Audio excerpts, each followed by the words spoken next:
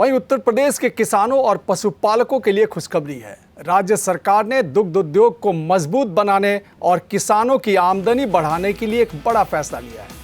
मुख्यमंत्री योगी आदित्यनाथ की मौजूदगी में यूपी सरकार और राष्ट्रीय डेयरी विकास बोर्ड के बीच एक महत्वपूर्ण समझौता हुआ। इसके तहत प्रदेश के 4 बड़े डेयरी और पशु आहार प्लांट का संचालन अब एनडीडीबी के जिम्मे होगा। इस समझौते के तहत कानपुर, गोरखपुर और कन्नौज में बने 3 डेयरी प्लांट और अंबेडकर नगर में स्थित पशु आहार निर्माणशाला को एनडीडीबी चलाएगा।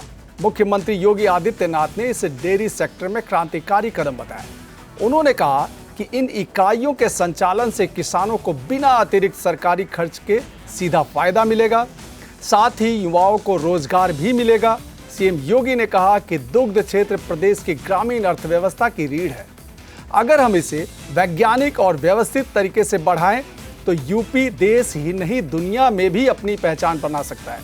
उन्होंने महिला डेयरी उत्पादकों की भागीदारी को भी सराहा और कहा कि इस क्षेत्र में महिलाओं की भूमिका लगातार बढ़ रही है।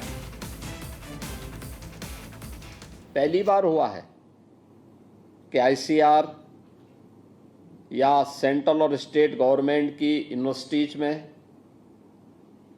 लैब्स में या फिर कृषि विज्ञान केंद्रों में जो कृषि वैज्ञानिक कार्य कर रहे हैं, वे पहली बार किसानों के खेत में जाकर के उन्हें प्रशिक्षण दिए हैं। कृषि संकल्प अभियान अभी हाल ही में प्रधानमंत्री जी के उस विजन को साकार करता हुआ दिखाई देता है। और ऐसे ही पशुधन के सेक्टर में भी, डेयरी क्षेत्र में भी जो अनंत संभावनाएं थी, उन संभावनाओं को हमने उत्तर प्रदेश जैसे राज्य में कभी भी ईमानदारी के साथ आगे बढ़ाने के लिए पिछली सरकारों ने प्रयास नहीं किया। उसी का परिणाम था कि धीरे धीरे करके यहाँ पे उन्नत नस्ल का हमारा पशुधन नष्ट होता गया। सबसे अच्छी उर्वरा भूमि यूपी के पास, सबसे अच्छा जल संसाधन उत्तर प्रदेश के पास, उन्नत नस्ल का पशुधन भी यूपी के पास हुआ करता था। लेकिन धीरे धीरे करके ये चीजें लुप्त प्राय होती गई।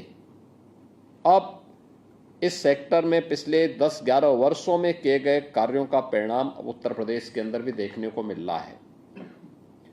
आज उत्तर प्रदेश में भारत सरकार के सहयोग से जिन डेयरीज को हम लोगों ने आगे बढ़ाया है, वे अच्छा कार्य कर रही हैं।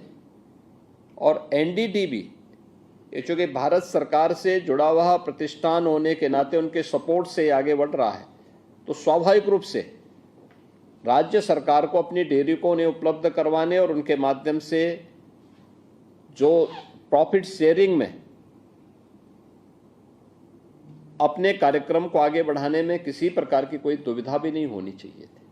और मैंने इस बात को बहुत पहले कहा था कि भाई ये कार्यक्रम हमारे पहले होने चाहिए, और जो भी बंद हो करके उस जिसमें सैकड़ों करोड़ खर्च हुए हैं उन डेयरी को बंद करके स्क्रैपिंग करने की बजाय अगर हम उन्हें संचालित करके पूरी क्षमता के साथ संचालित करेंगे तो नौजवानों को रोजगार मिलेगा, अन्नदाता किसान और पशुपालकों को अतिरिक्त आमदनी होगी, और जो पैसा हमने नाबार्ड के सहयोग से राज्य का धनराशि, जो पैसा इन डेयरीज के निर्माण में लगा है, यह उसको रिटर्न करने में कुछ सफल हो पाएंगे।